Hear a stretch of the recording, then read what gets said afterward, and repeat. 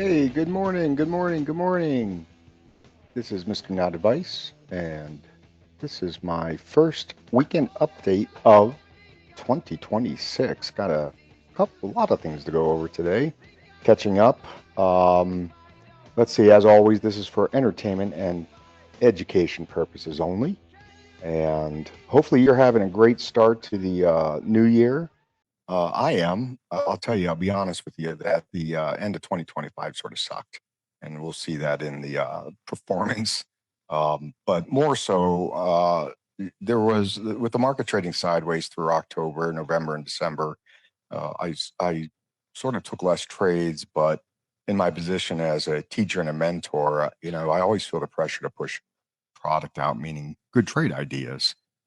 And as we went through 2025, it became much more difficult. So, as we enter 2026, I honestly believe that 2026 is going to be just a heck of a year. I think that, 2025 was good. Made some mistakes. I'm always looking to refine and my process, my methodology, and I think this is going to be the third straight year in a row that I started third straight year in a row that the account will start at a negative because I over position size on, particularly this year, BMNR and Ethereum. So um, I'm always tweaking my portfolio or my methodology, and sometimes they have to be larger changes. So one of the changes I did for 2026 is I have sworn off macro trades. Macro trades to me are anything beyond 90 days. And that would include, the Ethereum and BMNR, because next week, after options expiration, my model portfolio is going to be down, probably at the beginning of the year. Last year, I started down, I think, 28%. I'll probably start down that or even more this year just because I have options expiring in both BMNR and Ethereum that I've got a book. So, but that's okay because as you can see, let's get right into 2025. I was up 89% for the year. Uh, Cumulative return was at 547%. But and I did sell some of my Ethereum positions on the 31st because obviously I have a lot of taxes to pay, as I always do. And I wanted to have some offset to that. So uh, I was at one point, the total cumulative return was over 600% for the year, which is, you know, it's obviously, I'm thankful to God, fantastic return. But on the other hand, I probably, if I hadn't done, so this year, 2025, I did Ethereum and BMNR. And last year with the election, I did heavy VIX positions. And if I hadn't done those positions, I'd probably be up cumulatively over 750%, coming up on, almost 3 years. Instead, I'm at 547%. Now, can I really sit here and say, oh my gosh, that's just terrible? No. I look at the positive, which is I continue to generate returns on an annualized basis that are uh, uh, well above the market returns. What I tell my members that are part of our Discord, or certainly my VIP and my Fight Club paid members, is that if I have a year where I've only made 50%, 50, then I know I have done something wrong for the year. And, again, this year, even with my screw up on Ethereum and BMNR, uh, still outperform the market, still above that 89%. And my average return on an annualized basis over the last 20 years is somewhere between 70 and 76%. So uh, remember that when I show you these returns, this is with only having anywhere between 40 and 70% of my portfolio actually invested. So I'm carrying a lot of cash, as well as my risk adjusted return obviously is much higher. But I'm an absolute return guy. That's what I focus on. I'm not a guy that tries to sort of, I guess, tweak the portfolio just because uh, uh, um, I've got some esoteric risk factor that I am that is my goal, my investment goal. My investment goal is always, it's summed up in a statement, which is I want to make the most amount of money in the least amount of time with the least amount of risk with the least amount of effort. And so while I am active on Twitter, the majority or the core part of my work that I do when it comes to managing my portfolio is, I spend about 2.5 hours, 3 hours in the morning, and then I spend about 30 minutes at night, and that's it. I think there's a there's a lie that investors believe, or traders, let's say, more specifically, that the more hours you put in, the more effort you do, the more research you do, the better your returns, the higher probability your returns are. I don't believe that, and I haven't seen that in my 33 years historically. There is a law of diminishing return where you reach a point where it's not going to produce any better returns, any additional alpha, uh, just because you're putting more work in. Because at the end of the day, investing in trading is not about work harder and make more money. It's about protecting capital and then striking when and investing in trading when the odds are in your favor. And I think that, thankfully, that I have the habit built in because I've done it for 3 decades, that I'm not tempted to sit there during the middle of the day and trade. I'm not tempted to uh, try to take on new trade methodologies such as scalping, which I've done in the past. I find scalping exhausting. I don't want to sit in front of my screen all day. Obviously, for those of long-term listeners, I'm not a story guy. I don't care what a company's story is. I simply will, trade mathematical probability and trade momentum. And that served me extremely well. It served my members extremely well. I was polling them, and they all had the same type of performance. We had performance anywhere from 40% annual this year all the way up to 150%, but all the returns were much higher, uh, except for, the BMNR and Ethereum and individual mistakes they made. I would say on average, my members probably were in that 80, excuse me, sorry, 90 to 100% total return over last year. And again, that's not, they were never invested 100% uh, for the entire year. They always carried a cash position. So this is the chart, the cumulative performance since I started.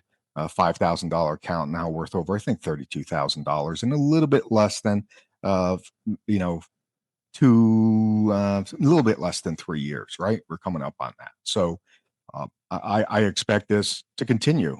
But you can see right here, last year when I took that hit, yep, um, it's going to happen uh, if I continue to do macro story type trades, and I'm just not going to do it. I'm not good at it. So why should I keep banging my head against the wall and trying to do that? And thankfully, I have a bunch of team members that are going to keep me accountable to that. So looking forward through 2026, my target price for EOSE is going to be at $35. Now, EOSE, and I'll get to EOSE a little bit later, but EOSE is an interesting um, candidate because I'm doing that without any news. I had expected news by the end of December. We didn't get any. We had a nice move this week, but again, it was on no news. A couple of breadcrumbs that EOSE dropped, but I'm not. I would be surprised if we don't get into that $35 range. When you look at a stock, and Mr. Greg Ray's always talks about a stock re-rating. And last year, when EOSE was at $4.16 in the beginning of the year, I called out 15, and it was a very easy price target. Here's why. So when a stock is below $5, there's no regulatory uh, uh, pro, regulations don't prohibit mutual fund managers or professionals from buying under $5 stocks. It's just more of a choice that professionals make for a number of reasons. Typically, those companies aren't producing revenues. They're typically on the front end of proving out their business model. And so there's just too much risk. So last year, 416, I absolutely thought, well, it should be easy to get above 5. And then last year, if you remember, we had the DOE loan beginning of 2025. And I thought with that capital and with that risk off the table, I thought it was going to be fairly simple to get up to $10. So I always use a hockey stick analogy. So between $5 and $10 is the blade of the hockey stick, the part that hits, right, the puck. And then you enter the handle. And in between $10 and $20 is when you're making that turn into the handle where visually, your price should start moving up considerably. So calling out a $15 stock price last year was not difficult for me because I figured, well, they're going to have enough capital and the DOE risk was off the table. And as I said, since I started investing in it, I have a great amount of respect for Cerberus. And that's why I'm in that company, is because of what they have brought to the table. I think we're seeing the fruits of their involvement in EOS right now. But getting back to the hockey stick analogy, EOS, I think, hit what, 1986 last year. No, it didn't close at 15 like I thought it would. We were in 13 range. So I was wrong about that, even though, before that we were much higher. I think that this year, and I'm going to change my prediction, sometime this year, I believe EOSE is going to trade at $35. Okay. But went back to the hockey stick. So right now, EOS job is to get above $20. Once you're looking at the price points, $5 and under are typically retail speculators and maybe high risk positions for uh, very few portfolio managers and very few professionals. Between 5 and 10 is when you're going to attract some more retail speculators. We're still talking high risk in that price range, and maybe a little bit more institutional coverage. Between 10 and 20 is where the business model is now they have enough money, and this is typically universal with almost all stocks. The majority of stocks, let's say. Between 10 and $15 is when their business model, the market has confidence about the business model, and it becomes more of a scaling and execution issue. So we are in that part right now. And I think what's missing is some clarity on what they're going to do with all the money they raised. And I think once we get that, that'll push the stock above $20. And from $20 on, now you're in the handle of the hockey stick. Okay. And that's where you can get squeezes. I think we have a 27% short position currently on EOSE, and there it is prime for a squeeze. And one of the things, I mentioned in the beginning of this session that I'm always looking to tweak. And one of the things that I'm going to be adding to my trade methodology is looking at gamma and looking at call walls to help time my purchases. So between $15 and $20, $20 is the next real big call wall. So I think once we get above that, you're going to get again different types of investors. That's $20. Between 15 and $20 is where you start getting heavy institutional accumulation. And still, if you're looking at the risk profile of AOS in a professional portfolio, it would still be considered aggressive, right? Above 20, it becomes not an aggressive growth story from a risk standpoint, but a growth story. So you're going to get what I call a new regime coming in to buy the stock. And if you look back at the history of AOS, you can see how every time the stock has moved through these levels and able to hold, it comes back, retests, obviously. You're getting different types of shareholders to buy into the stock. And one of the things with those people that bought the stock like I did when the stock was below $4, the position sizing is typically, smaller, at least for a professional. I know retail loves to go huge on these smaller price stocks, but also the amount of capital that the retail investor that bought down at that, 3.5, 5, 6, 7, it's not as if they're going to continue to buy. They have limited capital. Institutions don't. There is a tremendous amount of capital liquidity that they can bring to bear. And I think once we get above 20 and we're able to stay above that, I think that that's where that massive amount of capital is going to start coming in much more aggressively. So I'll get back to EOS again, but as you can see, this is the chart of my cumulative performance for let's see here, since starting in May 9th of 2023. Looking forward into 2026, I think that the economic picture, I think we're going to see a continued expansion of the U.S. economy. I think I just saw one of the GDP numbers, maybe it was Michigan, or Atlanta, over 5.2%.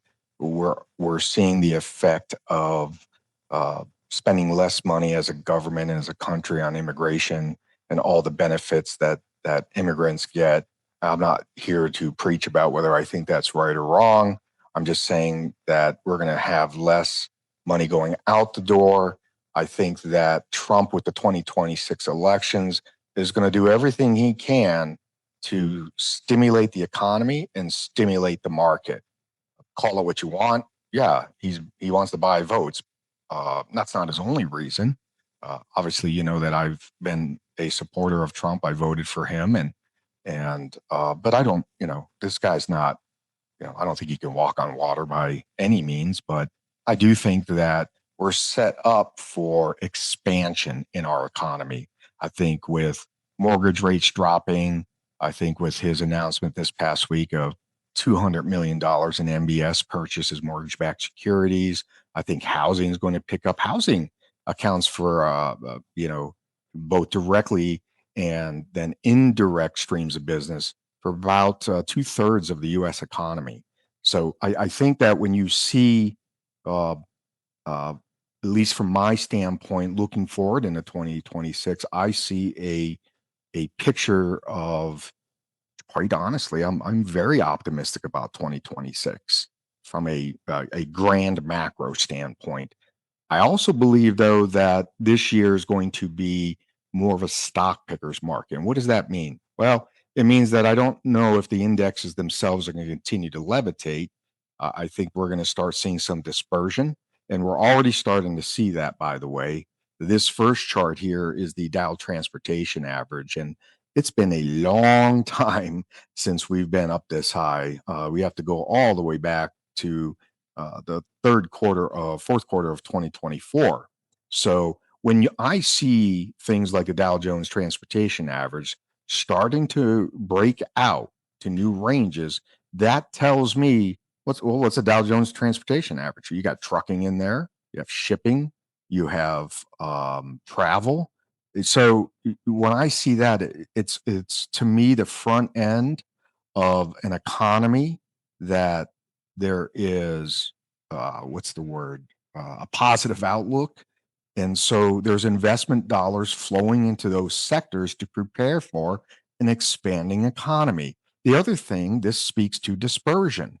So if money, and we'll take a look at here shortly, the Mag 7 and the AI theme and all of that, yeah, there's money coming out of those sectors and now starting to strongly go into other select sectors. Okay, whether it be um, uh, defense stocks or housing or mortgages or trucking companies, oil and gas. I don't think oil and gas. I think oil and gas continue to be suppressed through 2026. But when you see that, that's actual dollars flowing into those companies, and that's why those stocks are starting to move up. I was very frustrated through the end of 2025, and if you've been listening, you've heard me say there's no leadership. There's no leadership, right? Because the leadership that was there for a year and a half, 2 years was AI. And that theme kept getting hit, which it should, because right now we're probably in the second inning of the game for AI. It's going to be a longer term story. Nobody knows how uh, the efficiency gains through AI are going to be monetized. So at what level, at what size? And there's been a just a crap ton of capital that's flowed into AI. And it's going to take time, because the way Wall Street looks at it is they're always looking to model shit. So with lack of a model or a baseline model, they pull money away from it. at some point the market's going to get a little more excited about AI. I don't think we're there yet, even though we know that we've got memory shortages coming in. I think Jensen Huang talked about that. DRAM. And so semiconductor stocks have been doing quite well for the beginning of the fourth quarter and the beginning of this year. It's only been the first week. But I will say that I'm not a person that looks at, oh, well, this is going to be a hot sector this year. I purely look at momentum. Now, where do I think we're going to have dollars flowing into that sector? And then I look for individual companies, and then I drill down to timing. I want to get in where previous price discovery has ended, highs and lows across specific time frames, because that's my best chance to catch momentum. And let me make this statement. So I'll use this analogy. Most investors, traders, they will use a train. Okay, you go to the train station, they hop on a train. They hope it goes in their direction. They hope that the track ahead is clear. They hope it will get to their destination within the time frame they need it to, because I'm not a believer in long-term holding, because I think it's stupid. Long-term holding you open yourself up to a tremendous amount and an exponentially increasing amount of possible outlier events that could happen down the road. So if you're going to hold something long-term, I think you get paid while you're doing that. I have a strategy that does that. We call it the free money strategy. It's a modification and covered call strategy. But going back to the train analogy, here's what we do. What I do. I wait till the train leaves the station. I know it's going in the direction I want it to go in. I've already looked ahead on the track and seen if there's any resistance levels that I'll be trading into if I'm going long. Okay. And I have a estimation through my calculations that I do that it will get there in the amount of time within the time frame that I need it to, because I have an average trade time frame. Yes. And so, looking forward, or using that analogy, I really believe that what we're starting to see is, finally, it's not just the AI train. We're seeing other trains pull out of the station. I'm going to be patient. I'm going to wait and see. Okay. But by doing that and trading that type of methodology, I significantly reduce my risk. So this first chart, as I said, is a snapshot of the Dow Jones transportation averages. And I think we're starting to see that as, and Goldman noted this last month, that they were seeing demand in cyclicals, right? The cyclical stocks. That is a broadening, a dispersion of the leadership position. And that's, I think, is just going to continue. And that's, for in another way to look at that is, that's a broadening of the investment themes. So the market's not just going up and down based on one single asset class, which was last year. Which was it? It was AI. And that worked until it didn't work. Yes. Uh, Again, this is another sector, which is the global health risk basket. Well, look where we're at. We haven't been this high since, well, right after COVID, or right during COVID. And this chart is showing the global health risk basket. And that is a broadening again, another train starting to leave the station. Now, no, I'm not very happy about, I'm not very happy about pretty much anything that comes out of the Congress, because they're a bunch of morons and they're lazy and they're a bunch of thieves. But they're trying to get a 3-year extension on the ACA. That's going to help healthcare. Okay. Again, another sector: transportation, real estate, banking through mortgages, and healthcare. Just another example how we're starting to see the base, the foundation of the market, the leadership foundation, starting to finally broaden out. That's a big deal. Okay. This is interesting for those of you that are looking to play earnings. Uh, Understand that looking Forward, that the average stock is implying an earnings day move of 4.5% below its long-term average. So this earnings season is not to be expected, or I'm not expecting it to uh, be as volatile, which sort of makes sense to me because it's the first quarter. we're looking backwards, right? This first quarter earnings season is all about looking backwards, 2025 earnings, or I'm sorry, the first earnings report will be 2025 earnings. Okay. And so it's a look back. And I think we're going to need a full quarter before uh, investors can adjust their expectation for 2026 earnings. So this makes sense in the first quarter, or for this first earnings release, why the market is expecting less price volatility. So be careful if you're looking to play the earnings market this year. Let's take a look at this. There we go. So the S&P 500 is stuck, right? It's flirting with range highs. The futures actually closed at all-time highs, and the VIX that's sub 15. But one of the comments out of Goldman's trade desk was that the range is there's still a mean reversion mindset going on. So what does that mean? Well, it's expected we get up here and revert to the mean somewhere back down here in the 6,800 level. That may not happen. Okay. That this might be finally a true breakout. And my gosh, it took us forever to get through there, right? From October all the way up. Or if we want to go back to the beginning of the range, of September. That's what you heard me bitching about all last fourth quarter. Okay. One of the things that I'm keeping an eye on is oil. Do I think oil is going to start moving up? Because if there is peace in if there is peace in Iran, if there's a regime change, it could move up. Do I think we're going to have this? I saw some idiot who was on Twitter was calling for like $258 barrel of oil. Well, I don't even know what the hell you're thinking. Okay, that was this year. Okay, um, rising price of oil, and you've heard me say this repeatedly. And I saw it at the pump this week, where my pump prices were up, I think, between 19 and 25 cents.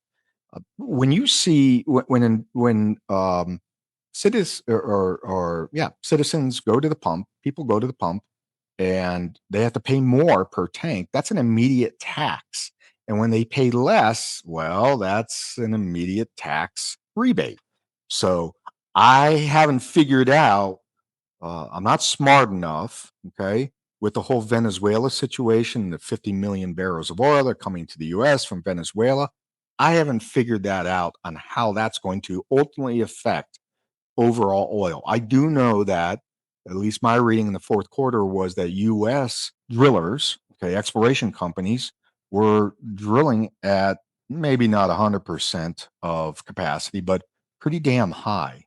And what that tells me is, if we get in a situation where the economy starts to appreciate or starts to really grow, there's going to be more demand for oil, and it's going to push the price of oil up, which is going to cause people to have less income, net income on a short term basis. But if the overall economy is growing fast enough, where people's paychecks offset their gains in their paychecks, offset the increased cost of oil, because oil affects everything in your house, right? Everything in your house, the cost of it, uh, food, right? Transportation, you're doing improvements to your house. A lot of them are petroleum based. Your clothing, everything. So, I am not concerned about inflation this year, but I can see a situation where the economy starts growing too fast and the price of oil starts moving up in expectation of a continued expansion of our economy, and that starts cramping or cramping down, tamping down, cramping, what the hell, tamping down consumer spending, because we're still a consumer spending based economy. Okay.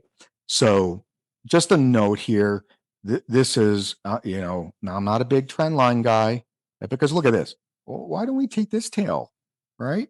Why did they ignore this tail? The trend line should be here, and that would tell me that it hasn't broken the trend line. Whatever.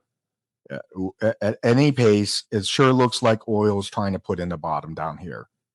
My prediction for the price of oil this year, I had said something stupid to my members.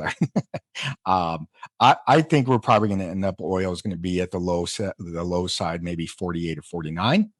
And I don't have a high side yet, because I'm not very good at, well, I won't say that. I don't have enough data yet. I don't have enough data to make that type of prediction. So, very interestingly, so far, for the last for 2025, we saw a tremendous amount of single stock buying. That's this grayish blue here. We saw a tremendous amount in small caps of single stock buying, and whereas the previous year was almost entirely ETFs buying, but single stocks in the small cap sector were being sold.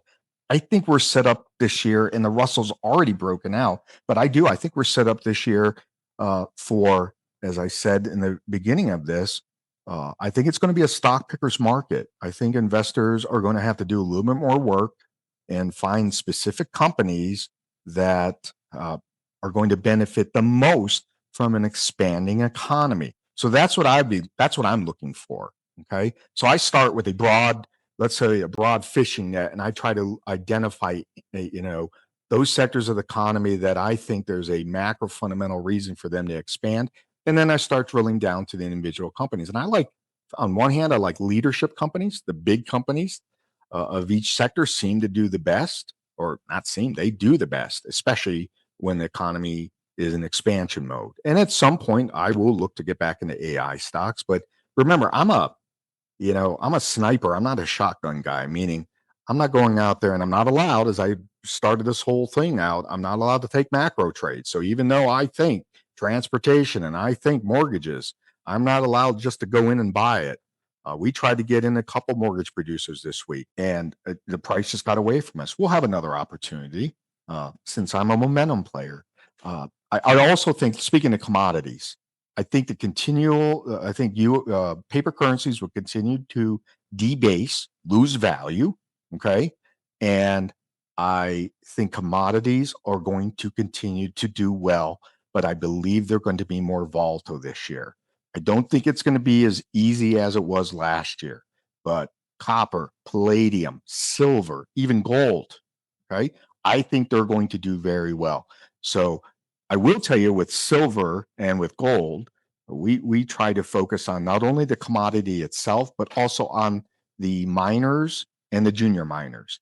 And one of my members who's excellent at this, Turtle Squirt, has taught me, start with the commodity, then go to the majors, and then to the juniors. And so that's typically the timing on how that particular sector moves. This is a red flag. Okay. I'm not saying it's going to happen, right? But no one is predicting a recession in 2026. Okay. But this simple indicator has a 100% track record of success. When you see the unemployment rate rise above the 3-year moving average, it has always signaled a recession. Could this time be different? Yep. What's the probability being different? Nope. So I don't know, because that is completely opposite of my view of an expanding economy. So I think a lot of it's going to have to do with how quickly additional liquidity can get into the system. We're seeing it at the top end level from government operating in terms of the deficit, which was only a temporary drop, by the way, in the deficit. The most recent numbers where they say, it was half of what it was 10 years ago or whatever. That's temporary. And it had to do with way the deficit was computed. But this is something to look at, and remember that we now have unemployment rising above the 3-year moving average. That's always, always, always signaled a recession. What we could see, however, is for the unemployment rate, this red, to drop again back down. Okay, that could happen. And it doesn't necessarily mean that it's going to be a deep recession. Let's drill down to this past week. So really the macro fundamental triggers that were this past week had to do with unemployment. The U.S. unemployers added fewer jobs than expected, 50,000 in December. versus 70,000 consensus. You know me, I think those estimates are bullshit. And I think it's stupid to trade on a month-to-month basis and the way the market reacts to it.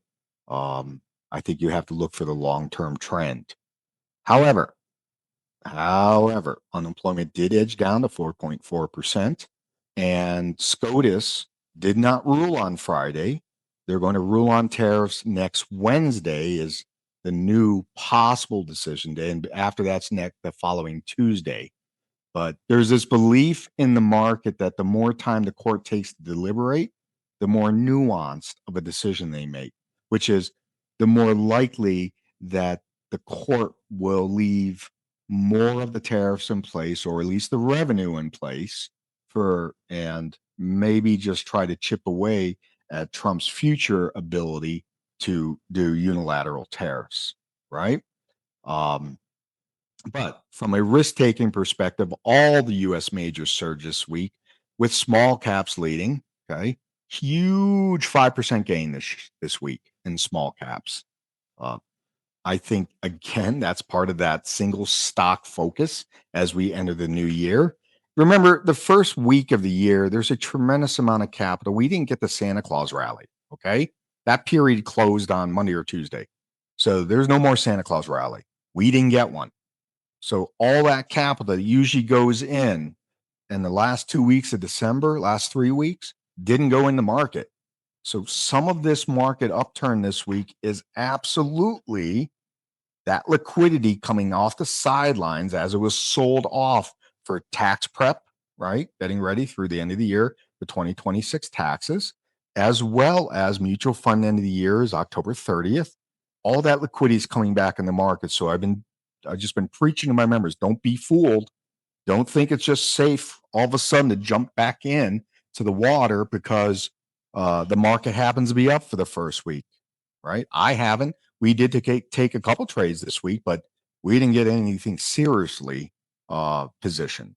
S&P and the NASDAQ, they lagged their small cap peers, but they were still solid on the week. But look at the Mag 7. The Mag 7 was up 0.52, and the S&P with the other 493 were up over 2%. Good news, bad news. Good news, broadening of the rally. Bad news, if you own the Mag 7. But already this week, I'm starting to see some mitigation of that leadership vacuum that we were so focused on for last year that if the Mag 7 wasn't going up, then the rest of the market wasn't going to go up. This is good. This is a healthy broadening of the market in terms of participation and leadership. This is what I call dispersion. Okay. Let's take a look at the put call skew, right? It is narrowing and narrowing, which tells me what? Obviously, it's reflected in the VIX as the VIX is sub 15. Yeah, but there still is, in my mind, from a positioning standpoint, uh, a indecision, right? The market is going to break one way or the other. Right now, it's looking like it's going to break to the top side, and we'll get to those charts very soon. This is the S&P. They were able to clear 7,000 this week, and that was a huge number. So able to do that, but that calm can be very quickly unraveled, maybe with the SCOTUS ruling next week. We have a tremendous amount going on geopolitically, and that's sort of what's the word? It sort of got overshadowed or ignored with what was going on in Venezuela. But Trump on Friday talked about boots on the ground in Mexico. Canada is on the map now. Chile, Colombia, any country that Trump thinks that there's drugs coming out of or he doesn't like, he now has the ability to try to go in there and do something about it. We are right now, we're in a positive gamma environment. Dips are bought, so it's sort of compresses and provides for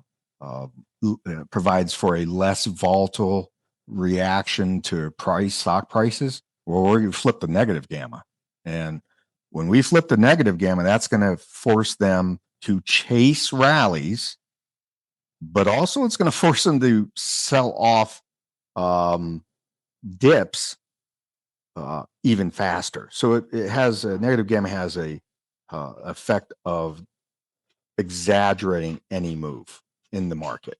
Okay. Looking at equity and bond volatility collapse this week while geopolitical risks shot up. I think that's okay.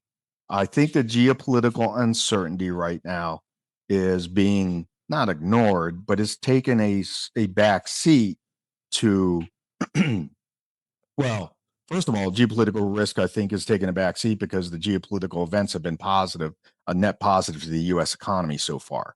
And the Venezuela is not turning into Vietnam 2 because it was, what, a 20-minute operation? And they were able to effect regime change. Mexico, I think, would be a totally different story if they decide to go into Mexico. But it is something to keep an eye on because typically when geopol risk goes up, you should at least see a bump up in bond volatility. And we didn't see that. I think a lot of this has to do with the effect or the result of geopolitical risk spiking again, and there's subdue moved in bond and equity vol. It is just because the positioning is the calendar part of the year and the positioning that's occurring to get all the investors and traders set up for the new year. Yes. Alrighty, here. Let's take a look at this. What do I have here? Oh, gold surged again this week, back up near record highs, but I am not looking to get into a gold trade until we take out all-time highs. And that's the same thing with silver. I don't need to be hero here, okay? And I'm not the type of trader that says I think it's going to go that way. Remember, I'll wait till this train leaves the station up here, then I'll jump on that momentum because I know my trade history over 28 years has been uh, there's going to be every year I hit a sweet spot, meaning last year I had to suffer and my members had to suffer through the first quarter. And then we went long the market aggressively in April and we made most of our gains from April to September. If we had shut it down in the fourth quarter, I would have probably ended the year instead of where I ended it, which we'll see. I would have ended the year up over 100% for for 2025. Okay, so I'm not ready to get into gold. All metals are moving, right? Silver has been the strongest, but we're starting to see a move in copper here. This light line. Copper and platinum. Platinum and silver were the big winners this week. What is that? How do you translate that, interpret that into investment thesis? Yeah, look at ETFs that hold the physical as well as the miners. Okay, that's what I do. That's how I will trade. Right, and then finally we have got Bitcoin. Bitcoin unchanged this past day, but 90,000 appears to be a very strong support level.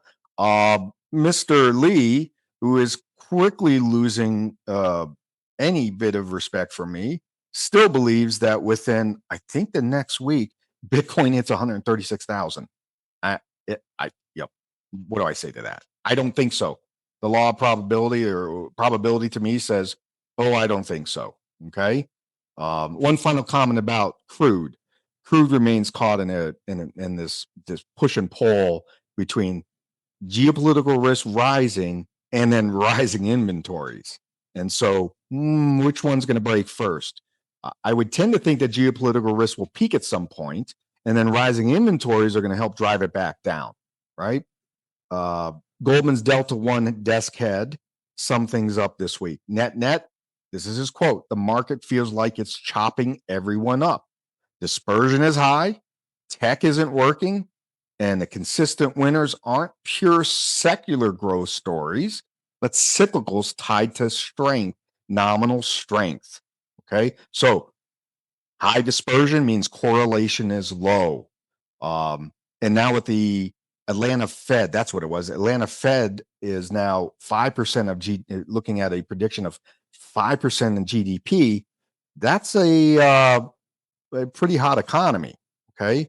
And that's bulldozing secular narratives, right? Longer term growth stories in favor of cyclical growth stories, those that do very well when an economy is rising. Secular is we have a long-term picture and long-term view that this particular industry, AI, will continue to do well, whether the economy does very, very well or it's sort of muted and sort of struggles. So, all right, let's get to and then finally, Trump said he decided on who he wants to be the next Fed chief. I will tell you this: I am 100% confident that the first name is going to be Kevin. That one you can take that to the bank. So, all right, let's see. Okay, yeah. My current allocation, I get to ask this a lot. I currently have of my total portfolio only 54% allocated, 34% in ETH, which I'm going to get hammered on because I got to take the BM&R, as I said in the beginning. This is going to cause me to take a large drawdown in the first quarter of this year, but I started last year this way. EOSE right now is only sitting at 17% of my total portfolio. So I need to get that up. And that's because I did roll some contracts and I did some selling too at the end of the year. So, and then I only have 3% in other. And this OpenGL reflects my Ethereum big losses I'm going to have to book. 2026 thus far up 3.69%. Current value at $333,000 on a $5,000 portfolio that started a little less than 3 years ago. And my total return is 571%. Yeah, I'm pretty happy with that. All right, let's go to some individual stocks and individual charts. Let's start off here. So looking at, as I said, the VIX, we probably are going to see, I think, the VIX starting to move up as we enter earnings season, and that's normal. But this is I think with the VIX is making a new low, by the way. So there's just not a lot of fear in the market. We'll see this week. First week is usually, as I said, there's so much money flow going in because especially with no Santa Claus rally last year, there's so much money flow going into the positive side, establishing new positions for the new year that it's unlikely they're not buying protection; they're buying positions, right? SPX. Look at this. There we go. We did get a new weekly closing high, not a new daily closing high, but am I ready to go long? Yeah, probably on Monday or Tuesday. This is the weekly chart. I will look to try to get long the SPX. So we've got the SPX finally breaking out 2 new highs. Excellent. What about the Russell? The Russell's been the big gainer. Look, this happened on Thursday. I don't trade on Fridays normally because I got 2 days over the weekend that the market is closed. And with the great orange one in the White House, God only knows what he's going to put out over the weekend, right? So I am want to get long the Russell, but I will wait and see if we get any consolidation to the side here and then take a shot at it. NASDAQ market this week, it sucks. I mean, it doesn't suck, but my gosh, we've been trying to break through this level right here. Since back a month ago, right? Do I think that what's it going to take? Well, I think it's going to take AI. I think it's going to take leadership in that sector again. I want to make a comment about INV. I closed a trade this week, but you all have to understand something. When I traded INV, I got in, my cost basis was much lower. I'll take a look at I think I can pull up my sheet here. What my performance was on it. 1 second. No, I don't have it there. Anyway, I was able to sell my INV for a profit this week, but I had a 4-leg position on INV. It's part of a trade structure that I do. I had doubled the trade structure, and it's what I call my free money trade. And it's a way to get to effectively use your stock position to finance additional long calls without any additional capital and therefore no additional principal risk. With the news that came out in the sudden sharp drop this week, I took that as on this day, I got out of it. Okay. Why? I was trying to protect profits. That's what I do. Does that mean I don't believe in INV? No, not at all. Okay. But look where the price is. Until we get back above 5, and my entry level is 513. Until we do that, to me, These aren't, the right participants that lead to longer term, steady growth in the stock price. It's still going to be a very volatile stock. My original buy level before all this happened was up here at 698. This price level was back here in September 12th, so about 3 months ago. And here we are, 50% less. There's time to get an INV, even if they are the greatest thing since sliced bread. There is going to be plenty of time to get into INV. So there's not a rush for me to like, oh my gosh, I got to get an INV right now because, I may miss the boat. No, not at all. I'm not going to miss the boat. Okay. Let's take a look. And so my point is, me getting out of my INV trade is not at all that I don't believe in the technology. I don't understand the technology fully, but from the aftermath of the reports and the press releases that INV put out, it seems as though that what Jensen Huang said is actually bullish for INV. So I put a lot of trust into my podcast partner, Mr. Reyes. He's much more knowledgeable than I am. And so I'm looking for a re-entry into INV. Let's look at EOSE. EOSE, I have a member, Alray Danny, who did a great job explaining gamma and call walls. Look, I don't know everything. 10 years ago, nobody paid attention to gamma. Okay. Nobody paid attention. 15 years ago, nobody paid attention to any Greeks. Right. And furthermore, I won't go into that. I was going to talk about licensing. I'll say it. When you take a securities exam to become a investment advisor, okay, Series 7, the most failed section is options because of the Greeks.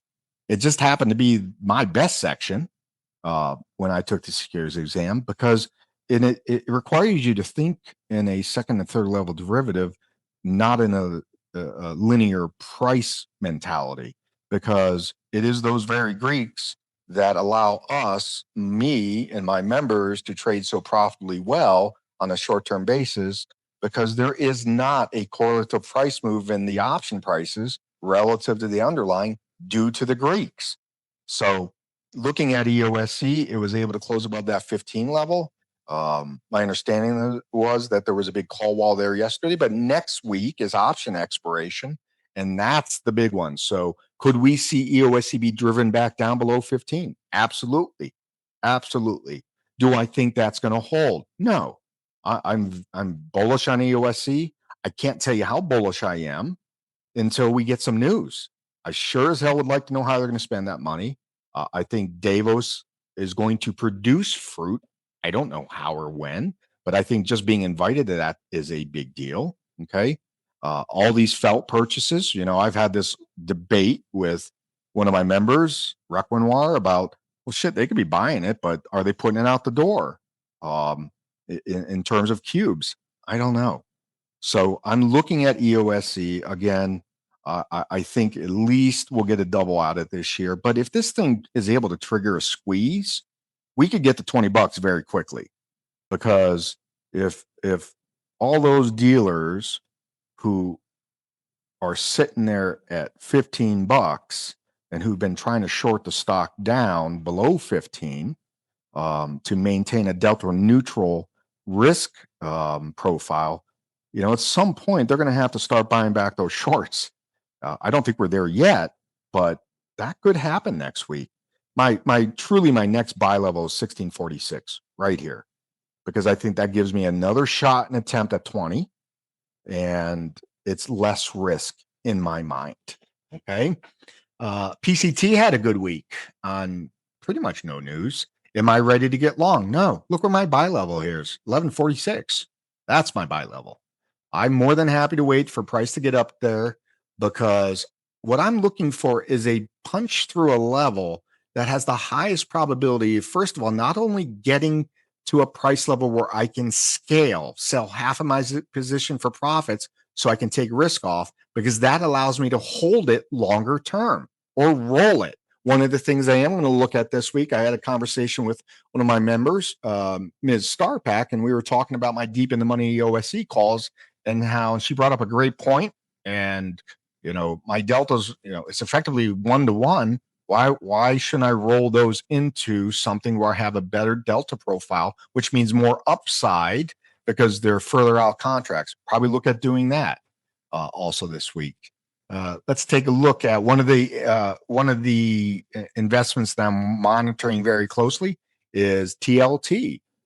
If mortgage rates are going to be coming down and there's going to be increased mortgage activity, I think that the long end of the curve uh, is going to be bought, and that means 20 and 30-year bonds are going to be bought. Well, TLT is how I would express that. Looking at what's another one? I am long NCLH. I instituted a new time stop in my trades this year where it has always been 1 week I hold them and then I sell, or I hit my price stop. But now I'm using a time stop because what I saw was and realized is if I don't scale within the first X number of days, you got to be a member to know it.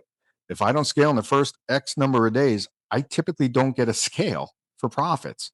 So we have instituted a time stop, and which from a thesis standpoint merely means this. If the stock doesn't, we don't get in until it breaks a specific level. So this was the level we got in on, right? This broke. Next day we go in.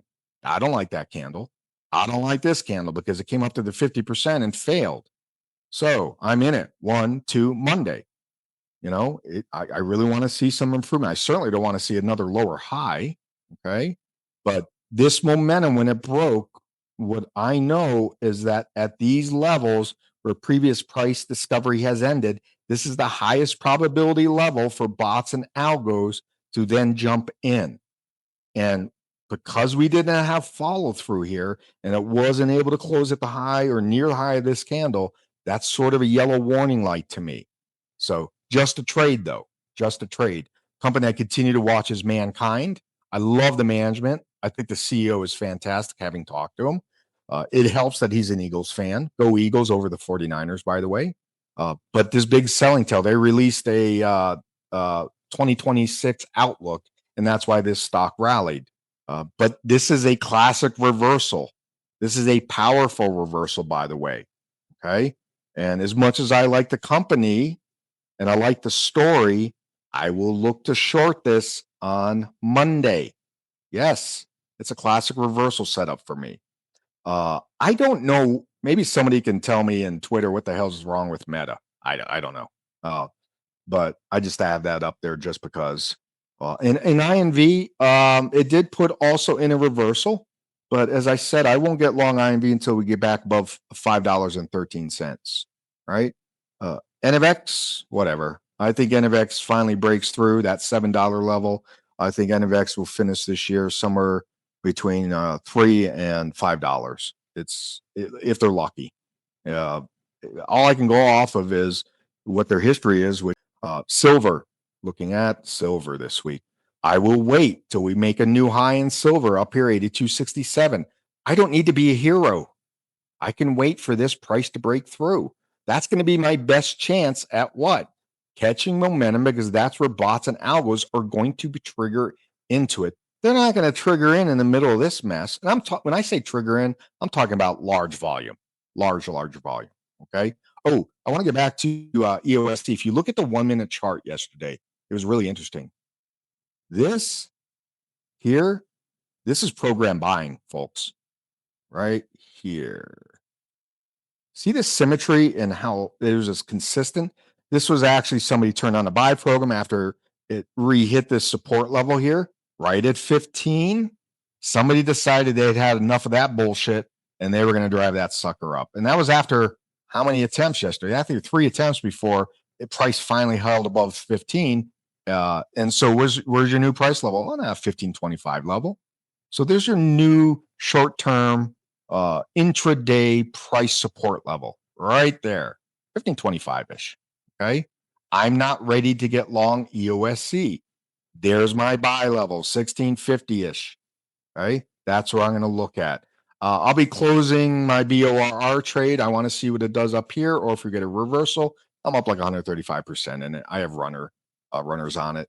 If we break the 448 level, yeah, we could finally get back above 5. Bohr is a drilling company, deep water drilling company. So that's all I have from an individual stock basis. I'm looking for some changes that are coming to the Mr. Not Advice community. One of my members said I'm worse than Grand Theft Auto 6. That's been delayed. My book will be released soon. I'm trying to make it as complete and as concise as possible, as somebody could pick it up, read it, and then try and be able to institute my trade methodology. I'm going to be doing a new membership level for mentoring, which is a self study based on the book as well as the workbook that's coming with it. Where you won't meet with me once a week, but you'll meet with me perhaps once a month. I'm also for my Discord members. We've started, and last we had a great session, but weekly sessions where we can talk and throw out ideas, and I can do some teaching. Okay, and so Discord's $50. If you're serious about just even good trade ideas, and of course I'm biased, but I think you should take a look at it. And I'm going to be rolling out a trial period for my Discord where you can come in for 2 weeks and try it out. And some of the benefits you get from being a Discord member, $50, you get 2 to 3 stock ideas or trade ideas a week. Most people pay for their entire membership for the month within one trade. Easy, right? A lot of people have paid for their entire year. No problem. Okay. With the trade ideas I do is they're high probability, right? My win ratio is somewhere north of 67%. But Discord members get one morning of live trading with me, Tuesday mornings. It's a session that people love. I do a lot of teaching there, and you can see me implement my trade rules in real time. A lot of people can talk about, well, I did this and I did. Well, you can actually see me do it with real money. Okay. They get that. They get every day. I do a daily video update, 10 to 15 minutes. That goes out to my Discord, all of my members, Discord VIP and Fight Club. They will, that's another benefit. And then just being part of the community itself. It's a great community. There are no a-holes in our community. So I really encourage, if you want to take your trading to the next level, and don't think you've got to be this exceptionally knowledgeable. No, my whole philosophy is if you give me the time, okay, I can teach you how to trade. And I can teach you how to trade. On average, it takes my average member about 60 to 90 days to pay for the full monthly fee, of the one-on-one meetings every week for the full boat package, right? And then it takes on average, about 6 months where they've paid for their entire fee with one trade. You do need to have at least $20,000 in a portfolio, and you need to leave your ego at the door, and you need to have a teachable spirit. But if you're looking to change your life, I make you this promise. The methodology will pay for itself, and the way I trade, it is inevitable that I will make money. It's not guaranteed, but it's inevitable. And I know it's very hard to believe that. 100% of my members, okay, and I'm talking about the people that have made the financial commitment to be a higher level member. 100% of my members have made came in, not, they wanted to believe, but they had to see it in action. So anyway, I hope you all have a great start to the new year. I think that, I was excited last year when with the whole inauguration and President Trump coming in. I got to tell you, I'm more hopeful this year on an economic basis. I see our government reducing spending. We're trying to get some of the fraud out of the system. Okay. And I'm hopeful with the 2026 elections coming up. As I said, I think Trump's going to continue to goose the market. He's starting to try to do that. This latest thing where he's trying to cap credit card interest rates, he can't do that. But what he can do is set an anchor, right? He can say what he thinks it should be, and banks can either, yeah, we think that's a good idea, or no, we're going to ignore it, but it allows the regulatory agencies to come in and start taking a look too. I've seen some of the comments that, well, if Trump does that and lowers it to 10%, or if the banks do that, forces the banks to lower to 10% gross interest rate costs on a credit card, it's going to really drive down credit use. You know what? That's good. I'm sorry. People live on credit. You shouldn't. Not long term. Okay. And credit is an absolute collar around every citizen that has credit card balances. It's stupid. So, and I speak from experience, having made many mistakes using credit in the past. Okay. But I'm excited. I'm excited for the new year. We have a great community of traders. Just rough back of the math now with my active traders. We're getting very close that collectively we manage almost very close to $1 billion. That's the type of power my community has. And they're all great people. If you're an asshole, I kick you out. So have a great next week. I'm back to doing my weekend updates, and feel free to always reach out to me on Twitter if you have specific questions. I love talking to you all. So give me questions, give me comments, tell me, praises are good too, but tell me where you disagree and let's sharpen each other. All right. Final comment. Go Eagles. Thank you very much. Like Mo Farah, so dapper, swear the whole world could go against me, it don't matter, man. Get it while I'm living. All I ever hear's the clock tick, tick.